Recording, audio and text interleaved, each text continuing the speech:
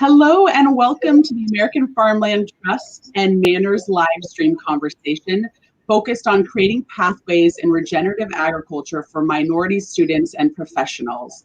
My name is Dr. Gabrielle Resch McNally, and I'm the director for the Women for the Land program here at American Farmland Trust. I am joined by my colleague, David Haight, who's our vice president for programs, and our MANRRS colleagues, Dr. Mia Farrell, who's their national president, and Ebony Weber, their Chief Operating Officer. Welcome, everyone. Thank you. Thank you. Great to have you here, and great to have everyone else here who's watching us. Absolutely. So just as a little bit of framing for our conversation today, I'm going to be facilitating the conversation between the four of us, and I'm really excited to ask a few of my own questions, but then I'll also be pulling questions that come to us from our audience. So feel free on whatever social media platform you're on to add your questions here, and we'll do our best to get to them in the time we have today. So we know that attracting and retaining the talents of a new, diverse generation of leaders is essential to realizing the social, economic, and environmental benefits of an agricultural system that is more regenerative. So as a critical first step, AFT and MANRRS are excited to announce a new partnership that will enhance opportunities for minorities in agriculture, natural resources conservation, and related fields. By working together, AFT and MANRRS will provide greater opportunities for young adults interested in conservation agriculture by motivating, supporting, and empowering young people of all backgrounds doing careers in agriculture, land protection, natural resource conservation, public policy, and all the related fields. So this partnership is really an example of what organizations can achieve when we collaborate together. And so we're so excited to kind of share this kickoff with all of you. My first question is going to kind of pass it to my colleagues here to do a little bit more of an introduction. So specifically for Ebony and Mia, can you tell us a little bit about yourselves and MANRRS and how you've come to work on these issues? And I'll let whoever wants to jump in start first. Absolutely. Well, good afternoon to each of you. And it's so good to be here for a momentous occasion. And so my name is Mia Farrell, and I am serving as the National MANRRS President.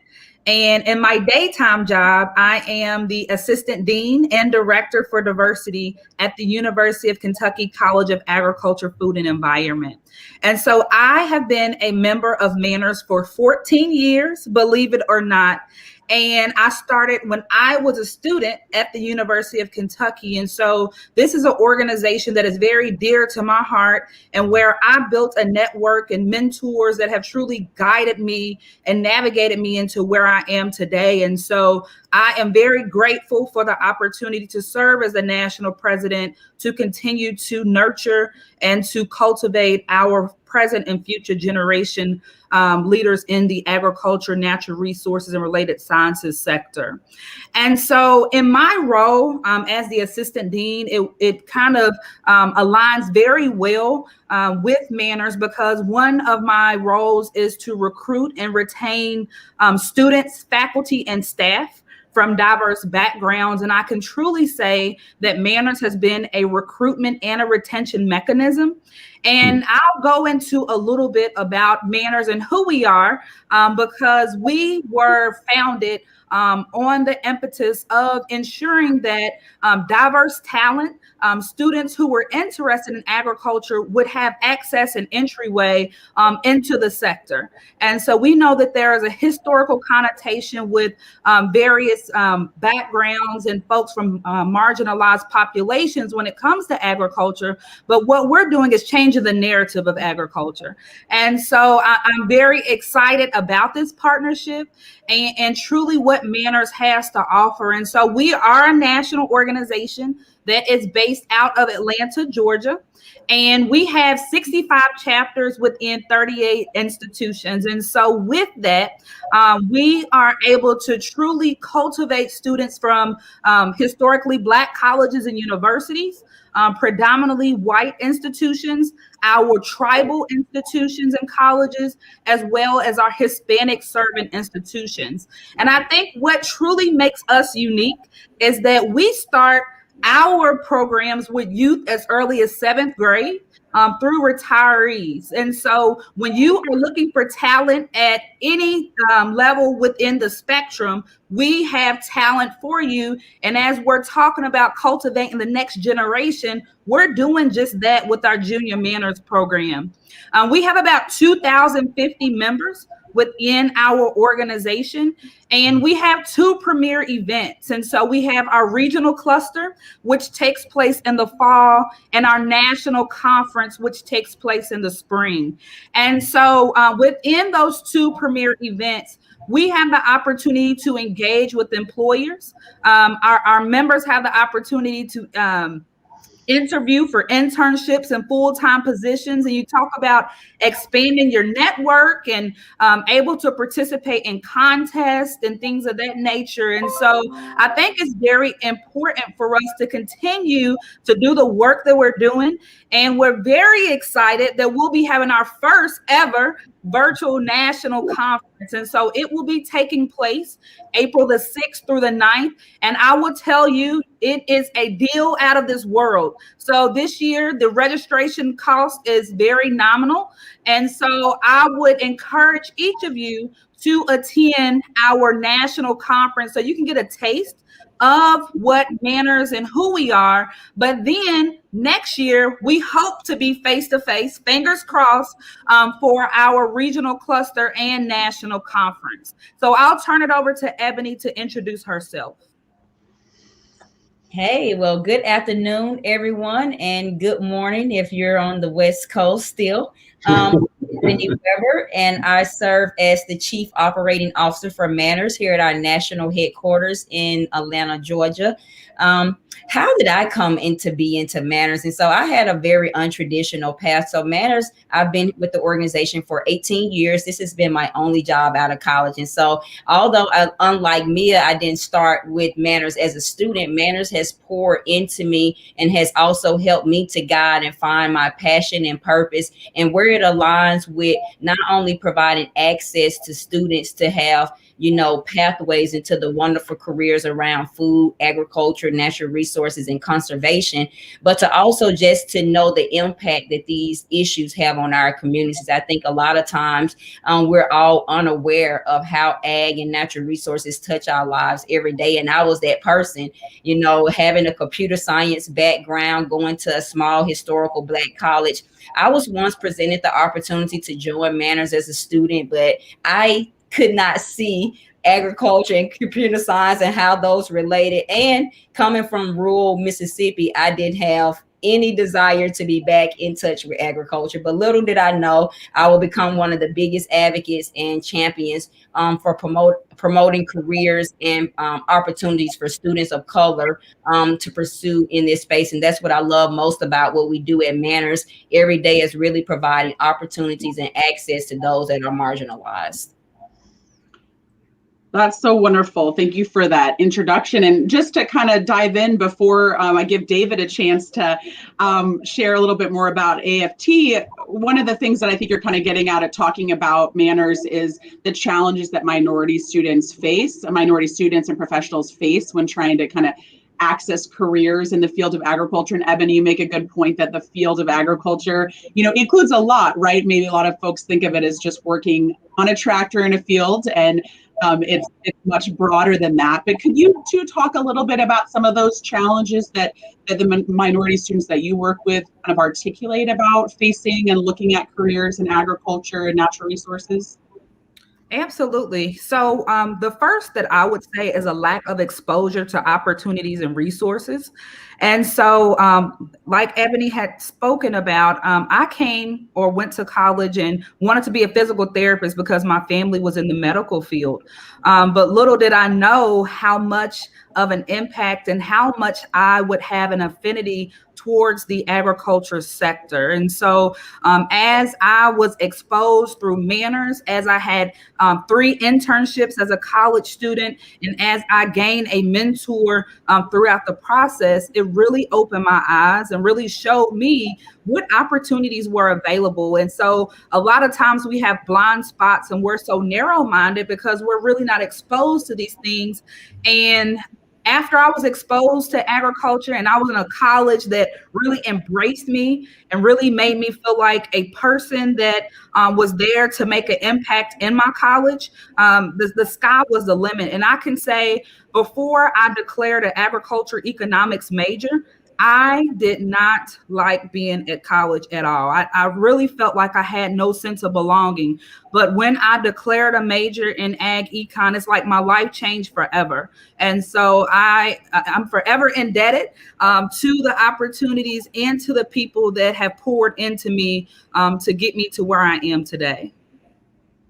And maybe, Mia, just to add to that, I would say one of the other challenges, Gabrielle, too, is sometimes just a lack of representation. And they say it's kind of hard to be what you've never seen. And so for a lot of students of color, they don't necessarily have that built-in network or that kind of intuitiveness, or how do you connect a career in agriculture when you may live in the city? Or for me, even being in a rural community where there wasn't a lot of diversity as it relates to those who were on the farm or working in some of those roles. And so it just kind of lacked that. How do you break into this space that seemed inherently unwelcoming? And, and then you throw in the years of just kind of negative, connotation and the historical aspect of what ag has meant to a lot of marginalized communities, then you don't really have a lot of support necessarily from your parents or peers or even teachers that can say, well, these are the careers that are available in agriculture. So I think, as Mia said, I think we all are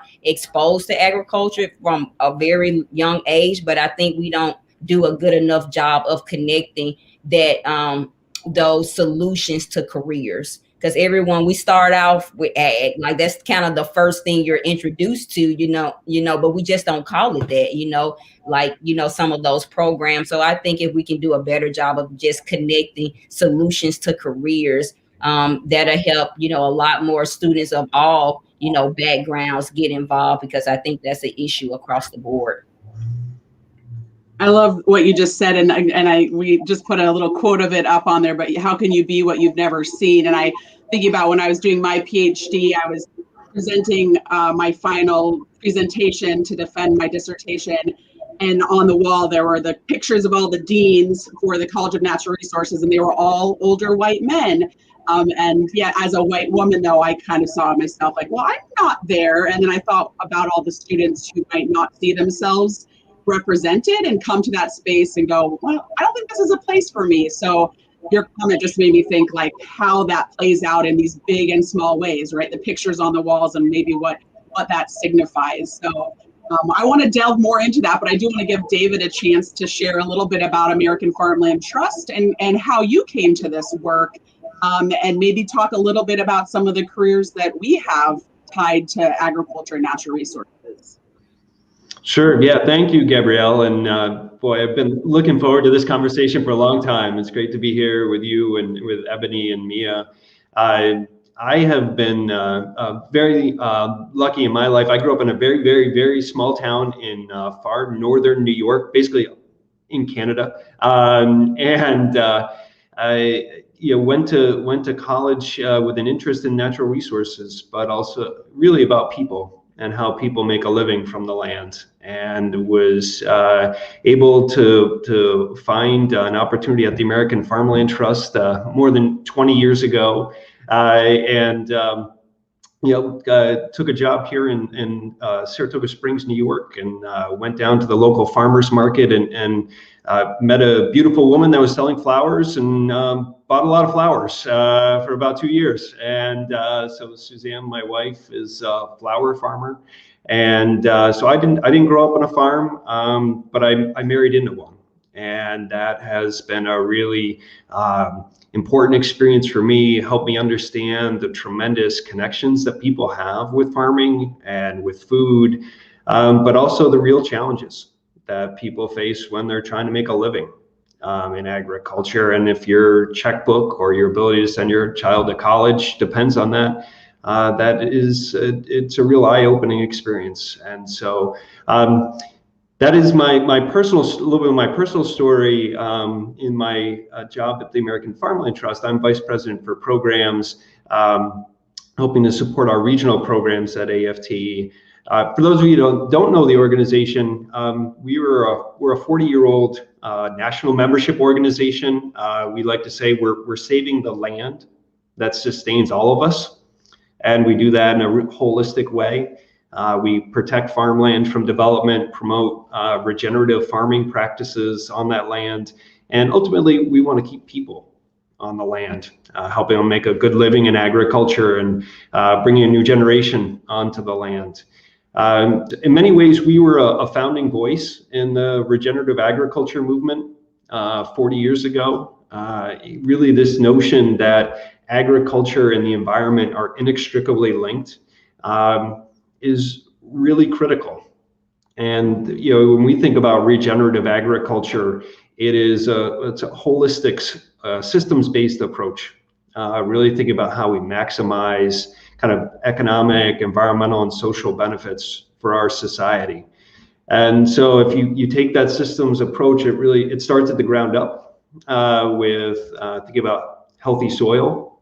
And if we think about healthy soil, we're thinking about opportunities to build organic matter in the land and help to be able to sequester carbon, help filter water and improve our air, thinking about how we can be more resilient to climate change, think about how we can grow healthy food and build vibrant rural communities and economies.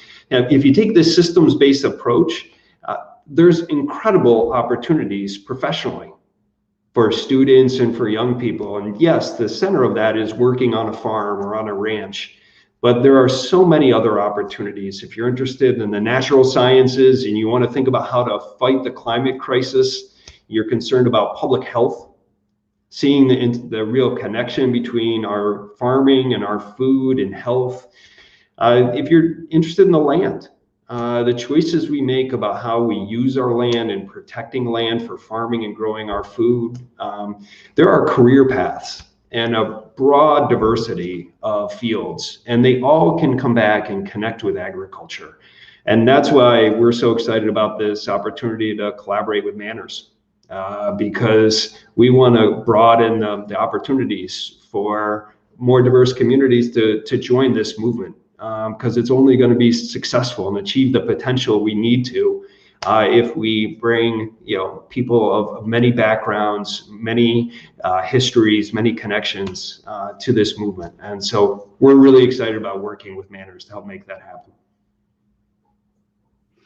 That's wonderful. Thanks, David. And it kind of gets me thinking, I appreciate you kind of sharing, that diversity of the type of work that you can do in agriculture and natural resources. I've been working in agriculture and natural resources my entire adult life, and I have worked on some farms, but I've also done a lot of work in, working for Extension, working for American Farmland Trust. I've done a lot of work in the research realm with soil scientists and social scientists. So I think as people kind of think about this, wow, the potential is endless, but for folks who care about the environment, where their food comes from, they care about issues of social justice and equity, it's all integrated there. So I want to pass it back to Ebony and Mia around kind of what are some concrete steps that someone could take if they're interested in a career in agriculture. Obviously, we've just explained how big that career could be, but give us some strategies that someone might, if they're getting started, where might they start? So Ebony, I'll go. You want me? I can go. All right. So what I would say first and foremost, you have to start. And, a lot of times we are like, where do we start? What do we do? But you have to start somewhere and build your case out from there. And so when I say that, it is truly a journey and really learning about yourself through the process, but also learning about careers in agriculture. And I would also say you need to truly build a network around you. And I've always had support throughout my life. But my parents, my family will tell me, you are doing an amazing job. But then I have mentors who are telling me, no, you need to work on this, you need to work on that. And so it's really important for you to have people that are in your corner that will tell you what you want to hear and what you don't want to hear, because it's very important for you to grow. And if you are continually being told you're doing well and everything is great, you're not growing. And so I love to be told what I'm doing well, but I also love to be told what I'm not doing well so that I can grow personally and professionally. And then I would also say, truly step outside of that comfort zone. And so we can get very comfortable doing what we've always done, and we know we'll get the same results. But when we truly step outside of our comfort zone and start to explore for ourselves, and then also exploring what opportunities are there, I think it really helps you to figure out, that agriculture is a place for you. And last, I would say, when you are exploring, to truly figure out, what you're passionate about. Because a lot of times we can look and say, okay, well, I want to do this, I want to do that. But when it comes down to it, the question that I ask is, what are you passionate about? And then when people tell me what they're passionate about, pretty much 9 times out of 10, I can find a major in agriculture that would align with what you're passionate about. And so it's truly about building that network, figuring out who you are, what you're passionate about, and then taking that first step towards that journey of pursuing a career in agriculture. Yep. I don't know if I can add much to that. I guess just I can add this from a parent's perspective is, as long as, so when I started working for MANRRS, I just had a newborn son. And so my son now is about to turn 18 years old, and he wants to be an agricultural engineer. And I'm sure that didn't just birth out of his head. That came from exposure, it came from access. And so like Mia said, I think she was right, where you just have to start somewhere. But if you have young children or young teenagers in your life, just start exposing them to, different things around STEM. And like Mia said, no matter what your student or your, someone in your life is passionate about, I'm going to say 10 times out of 10, Mia, we can tie it back to agriculture and natural resources in some form or fashion. And I always, when I go out and talk to students, it's always about, if you were worried about where your food comes from, then you couldn't worry about no other job in the world, because your only concern will be how you're going to feed your family or how you're going to feed yourself. And so why not work for the most important industry in the world? And so that's usually my selling point. But like you said, I think definitely you have to start somewhere, really finding where your passion is, and then finding out the impact that you want to have, because that's the other thing we don't really talk about in agriculture and natural resources, or the impact that this industry has on everything on our day-to-day lives. And I think when we see it most is through natural disasters and some of those extreme events, like even through this pandemic with supply chain shortages and food waste and, food hunger and some of those things now. And so I always say, let's work for the most important industry in the world that's going to have the greatest impact. And so that's how you get started, is connecting again solutions to careers to passion. I think that's such a great point, Ebony. I think one of the things that gives me most excitement is talking to young people. They see the field of agriculture broadly as a way to achieve some professional goals and to make a living, but also really to help them advance some personal goals that they really are passionate about. So they care about things like public health. They care about things like climate change. They care about some of the biggest problems we face in our society. And they see an opportunity to professionally address that by getting engaged in this broad field of regenerative agriculture. And that's fantastic. That is absolutely what we need more of. And we need to help all of those young people that see opportunities to be able to realize them. And that's why I'm so excited about this conversation here today. I just want to remind people, this is a wonderful conversation, that if folks are joining us on different social media platforms, you can share questions with us. I do see a few coming through, and we do plan to get to those as best we can. I've just got one more of my own questions in here, and then we'll give a chance to let the audience share a little bit more as well. But just as a reminder, we're having a conversation with American Farmland Trust and MANRRS on creating pathways to careers in regenerative agriculture for minority students. So thank you all for joining us, as well as our guests.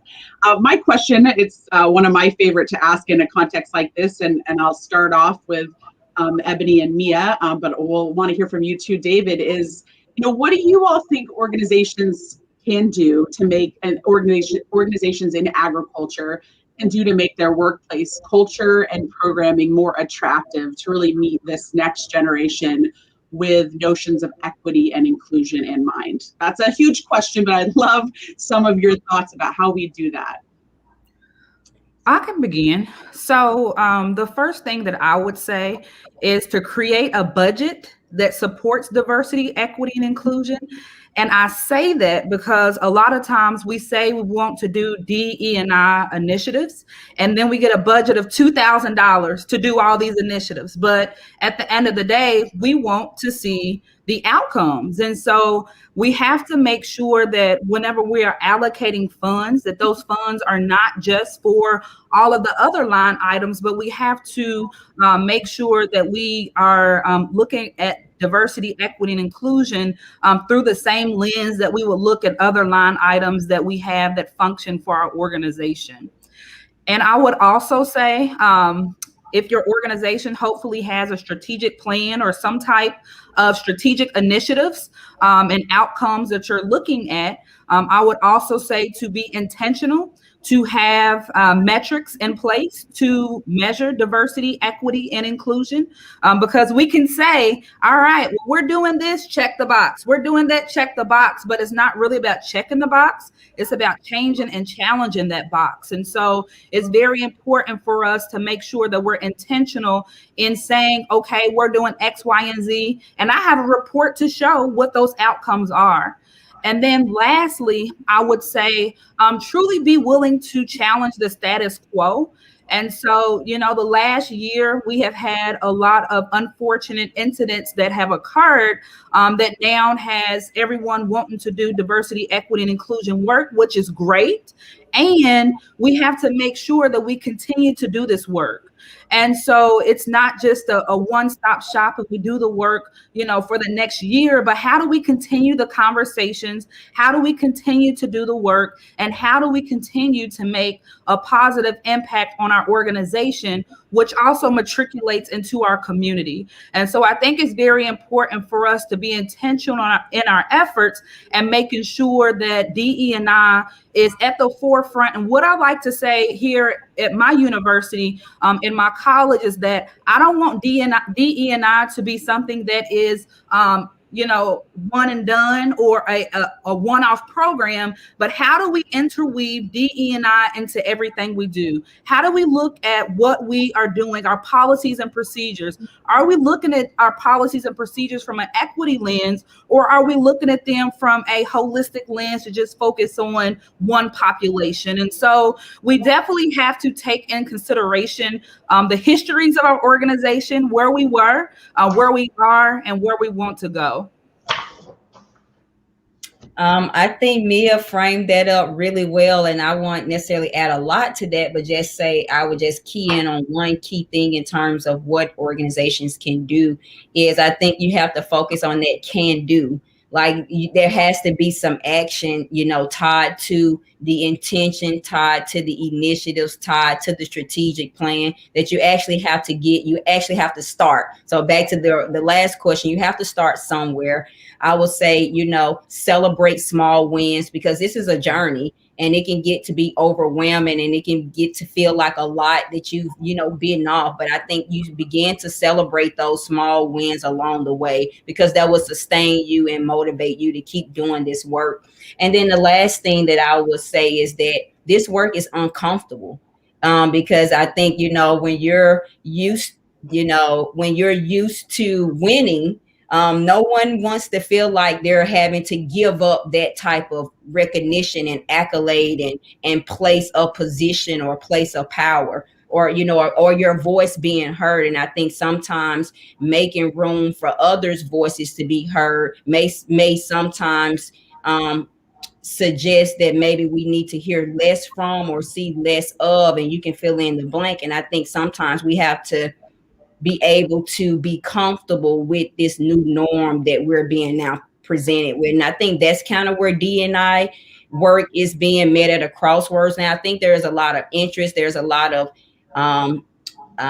there's a lot of appetite for it, but now I think it's a matter of that appetite meeting the real change that needs to happen. And I'll add one more thing. So we have to make sure that when we are recruiting, we are and have retention mechanisms in place. And so, we can go out and recruit all the MANRRS members to our organization. But once we get our members there, what is their experience like? And so it's very important to create that sense of belonging and have, employee resource groups or mentorship programs, or saying, all right, so what are your goals? What are you passionate about? And a lot of students that are coming out, they're very passionate about doing community service. And so what type of initiatives do you have that would tie into making diverse talent feel like they belong and feel like they want to stay at your organization and can feel like that I can thrive here for the next 10, 15, 20 years? Go ahead, David. I was just going to, applaud Mia and Ebony. I think they raised a number of excellent points. I think it is absolutely true. There's a number of our peer organizations that are probably majority white organizations, and as Ebony said, these conversations are uncomfortable, and they're going to be uncomfortable, and I think that's something we have to grapple with. And there is certainly in the agricultural system, there is a privilege of being white in terms of the outcomes that we see in the landscape. More than 95% of the agricultural land in America is owned by white people. And that is a reality that has to be grappled with. There are these incredible inequities in our system. I think that it does not in any way does not suggest that there are not other challenges that we face in our society. It's not suggesting that if you're a white farmer, you have it easy. There are economic structures in our society, there's severe weather and climate change. There's a lot of other things that make it hard. So we have to be able to accept that both of those things can be true, that there are systemic inequities that have to be addressed, and there are other problems that we've got to address at the same time. And we have to grapple with that. And as Ebony and Mia noted, that's hard, it's uncomfortable, it's not going to happen quickly. This is, a sustained effort that's needed over time. Absolutely. Well said, David. Powerful. Lots of powerful things said. I want to open it up I'm going to share some comments and questions from the audience now, but two things that really struck me was to be willing to challenge the status quo and be willing to be uncomfortable. And I guess to sort of recognize that we're in it for the long haul. And I think that piece is really critical. And thanks for raising that, Ebony, that we're not resolving centuries of inequality and, the history of slavery and genocide, all this history that's part of the American fabric. That doesn't get resolved next week, but are we in it? Are we committed to addressing it? So I appreciate everyone's powerful statements. So I'm going to make a little pivot because Katie was one of our first to post a question, and she's really interested in ideas for engaging teachers and students with agriculture, specifically around K through 12. So this is probably for me and Ebony. What are some ways that teachers, and another person posed a similar question, how can we start that sort of pipeline of students in the K through 12 experience so that they can start to envision careers? So any tools or advice on that point? Yeah, so I would say junior MANRRS. So we have a junior MANRRS program which focuses on youth grades 7 through 12, but we have seen the program start as early as 5th grade in some states. And so what we truly do is we are wanting to expose underserved and underrepresented students to the ag and natural resources space. And so we have a curriculum that we have that is formulated for the Junior MANRRS program. We also have Junior MANRRS Leadership Institutes that are pretty much like a regional cluster for our junior manners youth in about 5 different states. And we also have it to where through junior manners, these youth are able to network with our collegiate chapters. And so it really does lend itself to make sure that these students are exposed as early as possible. And what I will say, I think something that is unique is that I used to be a 4-H youth development educator. And so we work in Kentucky, and some other states work very closely with 4-H and FFA. I'm a huge proponent of collaboration. And so there are opportunities there. And you think about it, when your youth or your students are involved in junior manners, 4-H and FFA, it really lends itself to exposing the students to 3 different organizations where they could take on different opportunities. So that is truly an opportunity that I would suggest that K through 12 educators begin to look at. And it is on our website, and you can find that information there. And I will just add one point to that. I think a lot of times when we're presenting opportunities to schools, like, oh, we got this great opportunity in agriculture and no one was interested. I think sometimes people don't know that they're interested because they're coming to the conversation with a very mixed ideal of what agriculture may mean and what it stands for. And so I definitely think there has to be some kind of build up. And for us, we do a lot with what's one of the things that's different from junior manners than maybe 4-H and FFA is that it's not as intense. And so it's almost like a try on. So it's like a la carte. Like this week, we may talk about ag business. Next week, it may be animal health. Next week, it could be technology and agriculture. And through MANRRS and through the broad partners and majors and where we're represented around the country, we're able to bring in these multiple perspectives. And I think students get to kind of try on different parts of the industry and be exposed to different parts where they can kind of lend themselves and find what they're into. And so I would say learn by doing and anything hands-on. I think students doing a science experiment on DNA extraction may not know that they're doing something in agriculture, or they're working with slime, that they're doing something in chemistry that could lead to agriculture. So sometimes I think we just have to do a little bit more to help people connect the dots.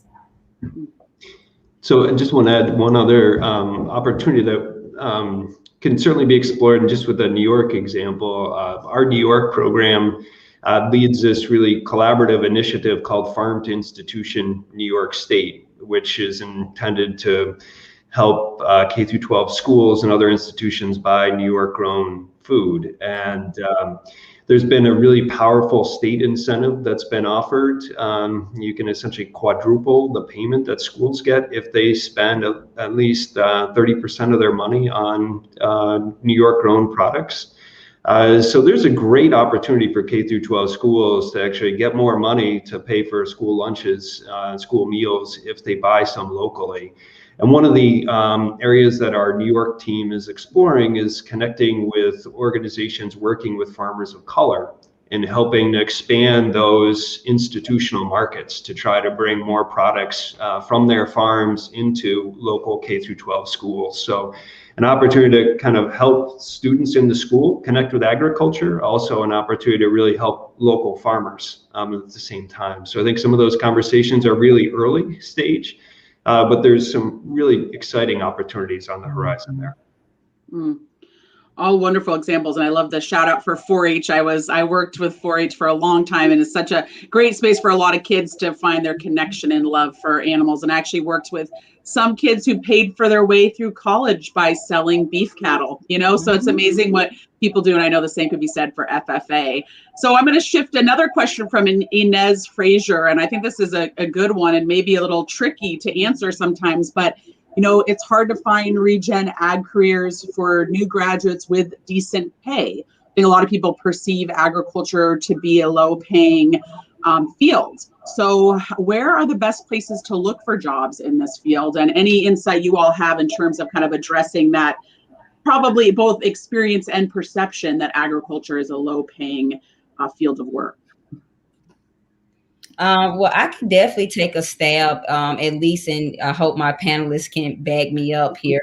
I would say, in terms of where to find, one of the things that's really exciting about, hearing a lot of the conversations around agriculture, especially from a lot of the big ag companies and big food companies, is around regenerative agriculture. And so I think more so than in previous years, this is a conversation that is rising more and more to the topic, especially around sustainability and climate change, and tying in some of these factors. So I believe if you're not finding careers today, I will say just give it a little while longer. I think you may be a little ahead of your time. You were definitely on the forethought of kind of majoring in this space and looking for careers in this space. But from the conversations that I've been having with partners, this is definitely where a lot of their internal conversations are. This is definitely where the new wave of jobs are coming from.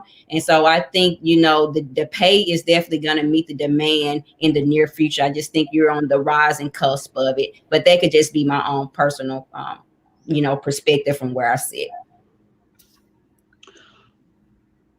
I agree. And I would say that in this space, there are many jobs that have not been created.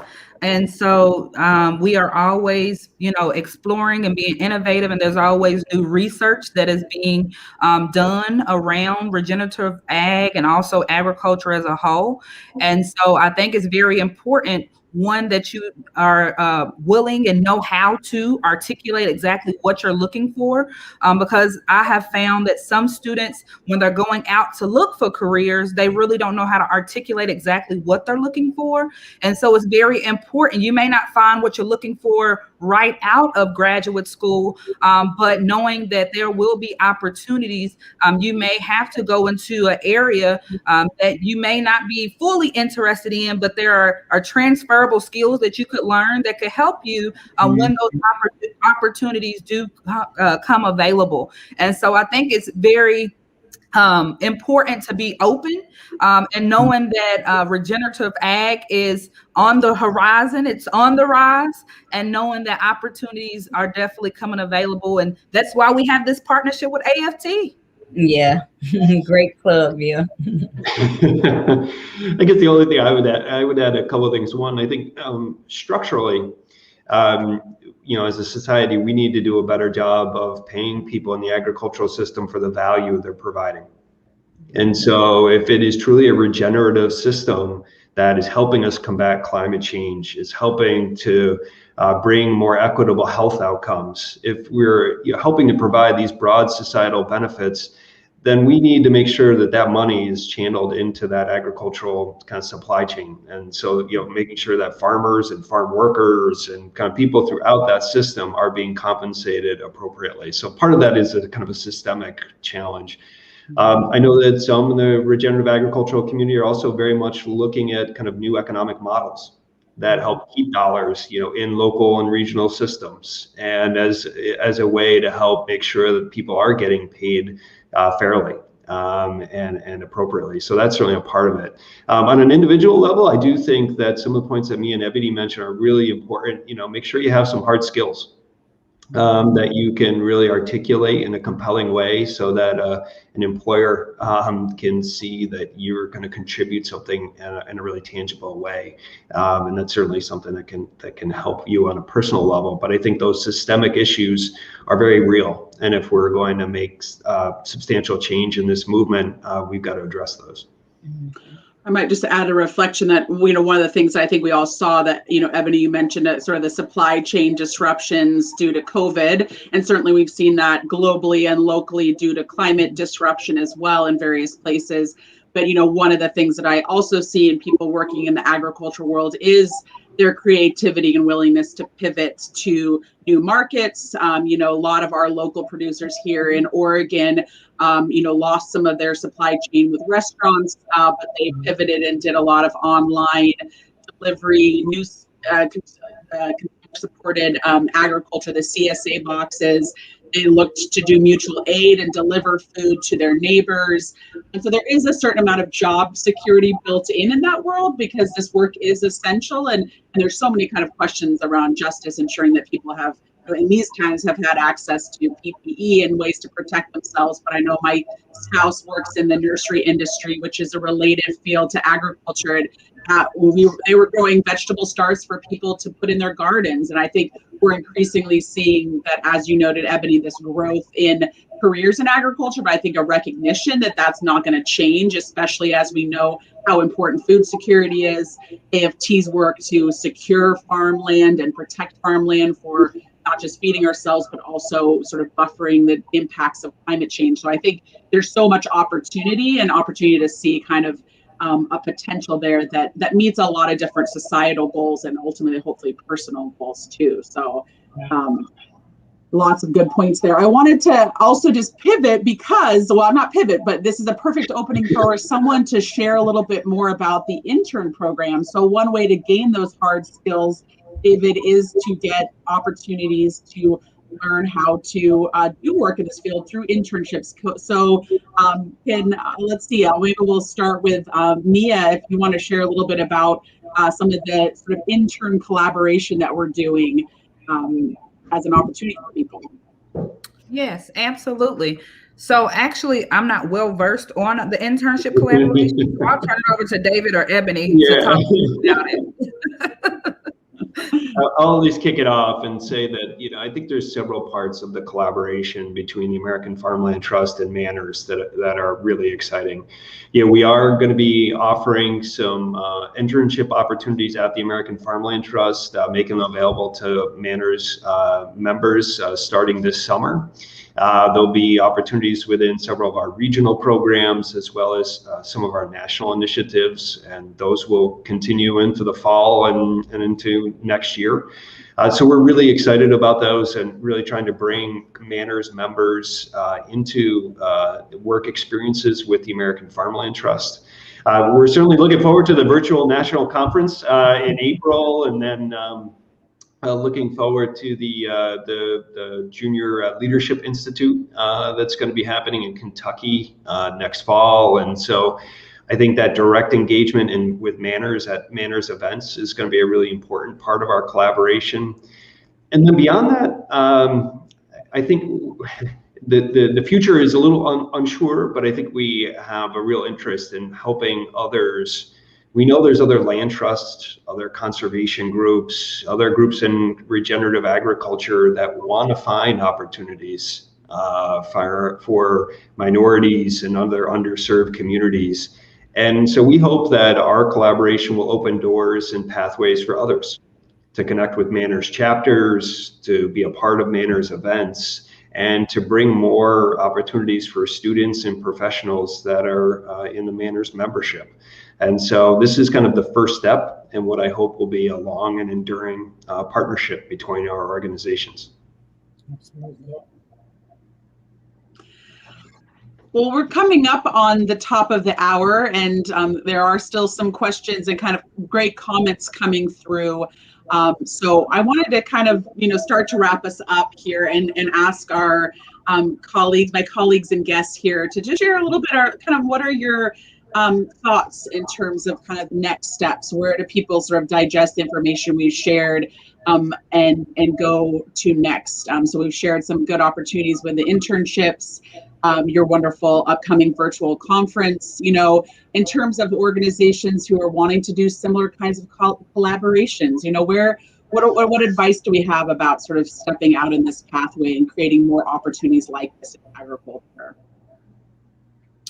Well, I'll definitely kick off. I would say for us in leading, this organization for many years, there's nothing more rewarding than providing opportunities for students. I'm definitely knowing that those opportunities based off, those of myself who, because of lack of internship opportunities, ended up in one direction. I'm thankful for that. But because of internships, Dr. Fair has, had a different career experience. And so I will say those type of opportunities change lives. Like they make a difference, they change generations, depending on how well that job may be. And so I will say, like we've said it throughout this program, start somewhere. And even one internship, one job shadowing, like you don't have to be a big corporate global company to provide opportunities. It could just be letting someone volunteer in your office. It could just be you serving as a speaker to provide, just that insight into what you do every day. So I would say start small. It doesn't have to be anything big, and always start with I think, a lot of times we put a lot of that brunt work on organizations and companies to carry out the torch of making an impact or leading this D&I work. But companies are all comprised of individuals. And so just start with I and what I can do. And then from there, it multiplies. And so I think that would be the first step that I would. And then always look MANRRS up. If you need a thought partner or anyone else to collaborate with, we're here to help promote and to change the face of agriculture by linking hands. And like Mia said, that's through collaboration. So I'll kick it over to Mia for her final thoughts. I would also say that MANRRS does have sponsorship levels. And so they do begin at 10,000 and go up. And so like Ebony said, you don't have to be a large organization to be a sponsor, but you will have the opportunity to get access to our membership and other things that do come with the level, depending on what level that you are interested in. And so that is one. But I would also say just if you need any type of help around DE&I, and also just making sure that, if you have questions, and a lot of times folks don't want to ask questions and things like that. But if you don't ask the questions, you don't have you don't come up with a solution. And so I think it's important for you to have people that are in your corner that can support you through your journey and help you to grow through this process. And I like to say grow through the process because it is a growing process. And so that is my piece of advice that I would give. Boy, you're a hard group to follow. Those are such excellent points, Mia, Ebony. I think, the only two things I would add is just, this is a learning opportunity, particularly, for our partners that are, coming from white organizations, particularly from white communities. This is, as was said, this can be uncomfortable. We need to commit ourselves to learning. I think, as Ebony said multiple times, but while we're learning, we need to commit ourselves to acting. And that those things need to happen in concert, and that it's going to need to happen over time. And then I think Mia added that we need to hold ourselves accountable and have ways of judging impact.